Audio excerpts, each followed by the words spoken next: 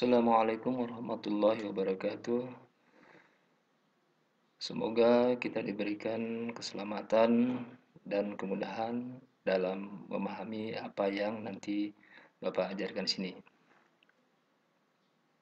Ini adalah permulaan dari pembelajaran untuk kelas 8, yaitu tentang gerak benda dan makhluk hidup di lingkungan sekitar kita. Nanti di sini ada dua hal, tentang gerak benda dan tentang gerak makhluk hidup. Di sini kita akan tahu mengapa benda bergerak, apa yang menyebabkan benda bergerak, gerak seperti apa yang dilakukan oleh benda saat memperoleh gaya, apa lingkungan sekitar benda yang dapat mempengaruhi gerak. Sekarang mari kita belajar tentang bab ini. Yaitu benda dikatakan bergerak apabila mengalami perubahan posisi dari suatu titik acuan. Ini sebagai contoh saja titik acuan awal. Di sini tiba-tiba bendanya berada di sini. Berarti benda bergerak. Oke, selanjutnya kita mulai tentang gerak lurus. Di mana di gerak lurus ini kita kembali tentang gerak lurus beraturan, yaitu kecepatannya stabil ya. Jadi stabil tetap ya. Di sini gerak lurus berubah beraturan. Biasanya untuk yang stabil ini jalannya rata-rata aja ya.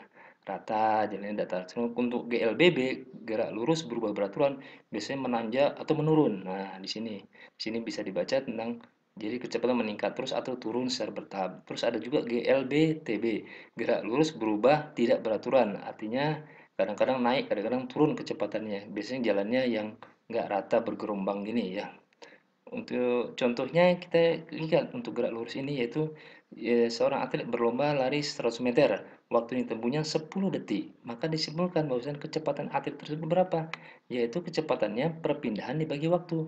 100 meter ini perpindahannya itu, jaraknya itu dibagi waktu 10 detik, ketemunya 10 meter per detik. Artinya setiap detik dia sudah bergerak sejauh 10 meter.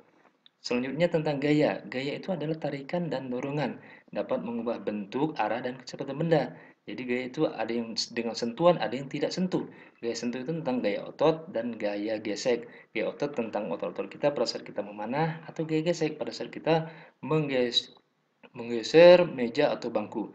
Di sini gaya yang tidak sentuh, contohnya adalah gaya magnet dan gaya gravitasi. Jadi nggak perlu bersentuhan dia, tapi sudah bisa ada perubahan tarikan dan dorongan tersebut. Di sini selanjutnya kita akan mempelajari tentang hukum Newton.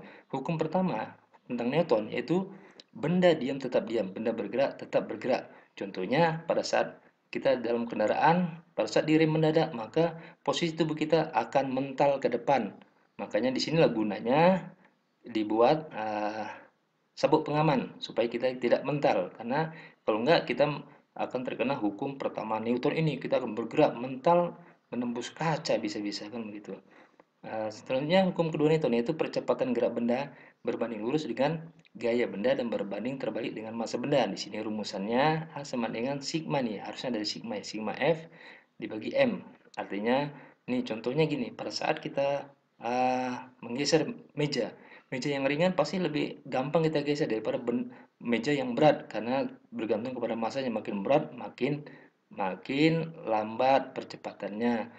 Selanjutnya hukum ketiga tentang aksi dan reaksi. Di sini F aksi sama dengan minus F reaksi karena minus kenapa minus? Karena dia berlawanan arah. Contohnya roket, pistol, meriam dan tank. Contohnya pistol ini pada saat ditembakkan pistol, pada saat pelurunya meluncur keluar dari pistol, pistolnya akan mundur ke belakang. Nah, begitulah tentang hukum ketiga Newton. Selanjutnya nanti tugas-tugas di sini kita tuliskan tentang contoh-contoh. Mohon nanti dituliskan contoh-contoh ini. Boleh dari yang slide yang tadi yang ada, boleh selain itu. Nanti tolong tugas ini dikirim ke WA Bapak di nomor ini. Demikian, mari kita akhiri dengan doa kafaratul majlis. Subhanakallahumma rabbi hamdika asyhadu an la ilaha illa anta astaghfiruka wa atubu ilaik. Wassalamualaikum warahmatullahi wabarakatuh.